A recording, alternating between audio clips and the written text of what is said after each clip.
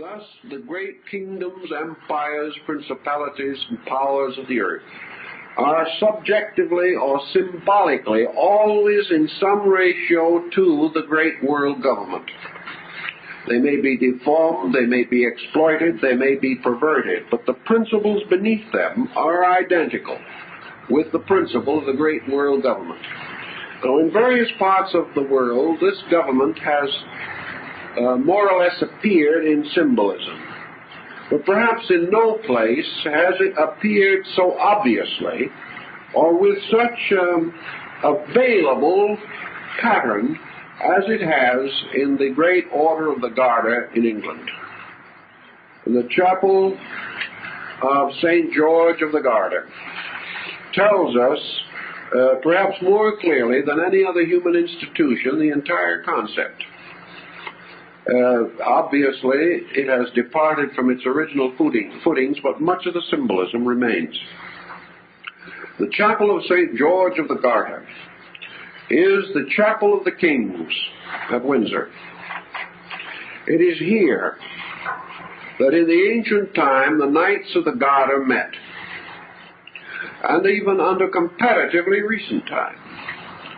And in the height of its authority, every throne of the great church or chapel of the Garter was occupied by either the actual head of a government or some very highly influential person in that government. And in the chapel of St. George, for instance, are the thrones of the Garter kings. And on these thrones are the names and tablets of those who have occupied them. And over each throne is the banner representing this government.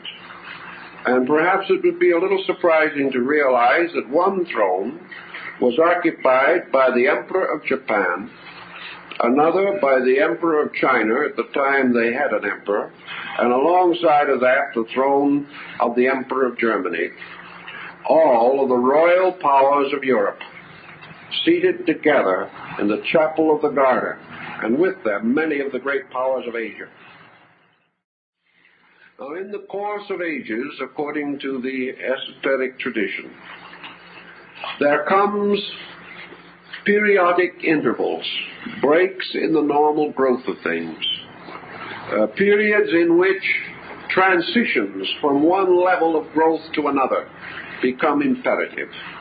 And these transitions are related to what is called the cycle of the phoenix. And the cycle of the phoenix was the old method used to measure the repetition of the bird of immortality, the rebirths of the Adept king concept.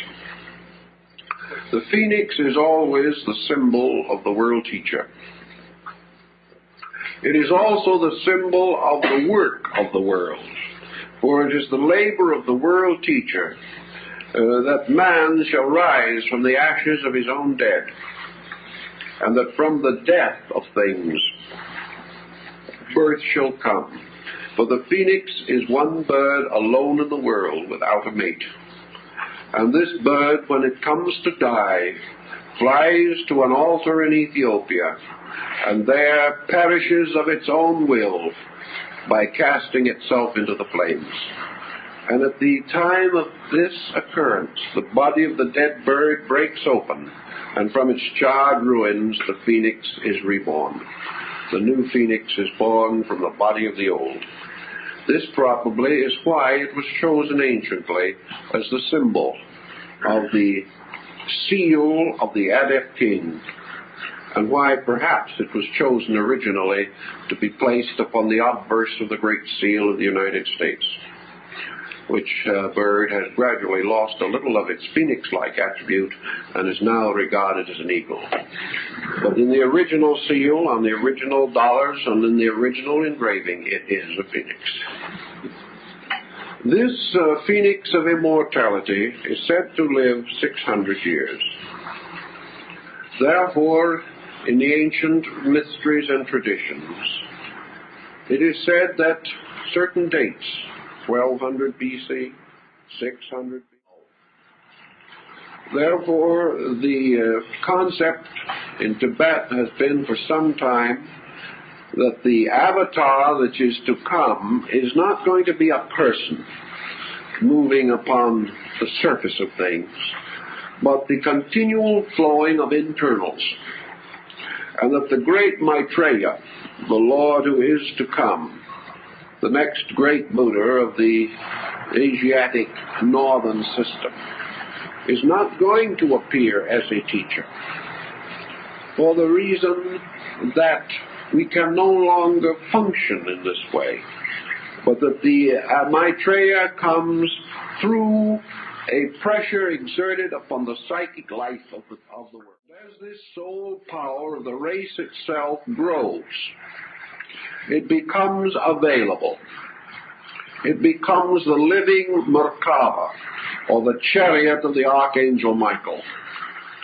It becomes a wheel truly filled with eyes upon which rides the King of the world.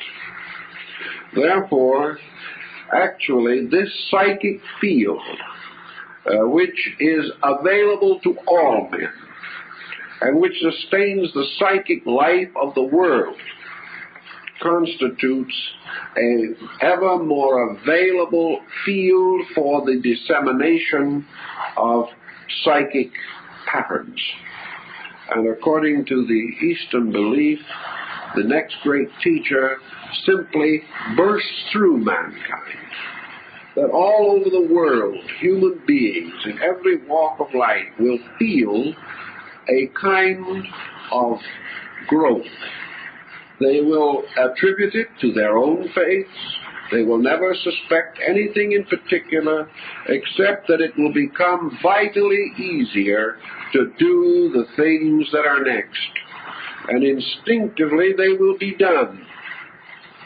The individual will feel more and more the call of enlightenment.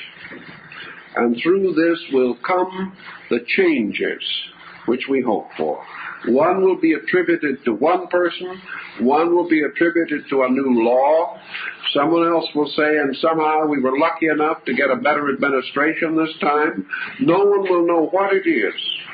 But when the hour comes, when the great Lord of Shambhala places his feet upon the earth, things will move from within themselves, not to some idyllic perfection, but to the next great thing that must be done.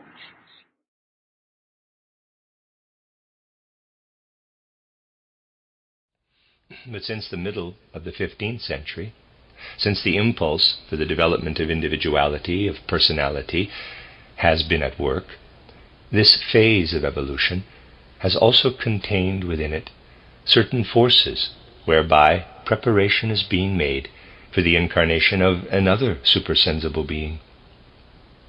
Just as there was an incarnation of Lucifer in the flesh and an incarnation of Christ in the flesh, so before only a part of the third millennium of the post-Christian era has elapsed, there will be in the West an actual incarnation of Ahriman in the flesh.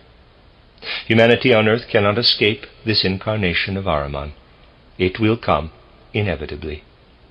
But what matters is that men shall find the right vantage point from which to confront it. Foster said, quote, "Such symbolically is the progress and mode of achievement for every human soul. Such has been the path trodden by all the saviors of the race. From darkness to light all must go. You must learn that the rites, ceremonies, and initiations of Masonry may be regarded, and are so regarded by many, as being faint representations and symbolic rehearsals of those major spiritual initiations through which every human being must pass before achieving his goal of manifested divinity, and can enter finally within the veil," end quote. If he perfects the temple and finds the philosopher's stone, which is their metaphor for the perfection of the soul, will, in fact, become God. It's the old Gnosticism. of ancient times. Another tendency in modern life of benefit to Ahriman in preparing his incarnation is all that is so clearly in evidence in nationalism.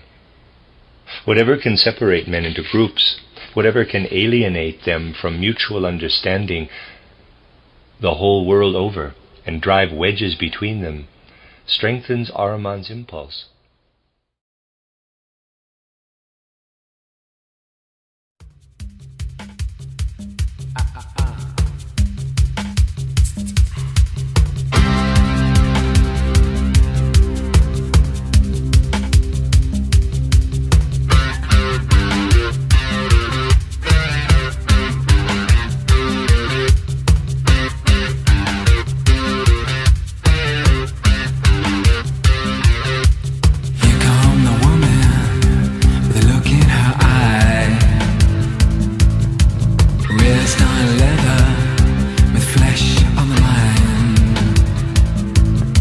Words, weapons, sharpened knives, makes you wonder how the other half died. Other half died.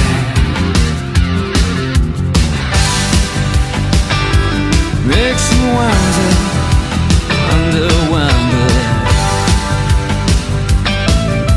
Well, here come the man with a look in his eye.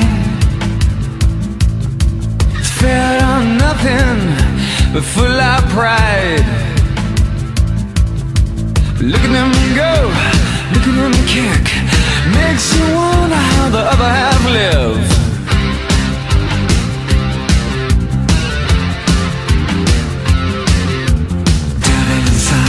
The devil inside, every single one of us.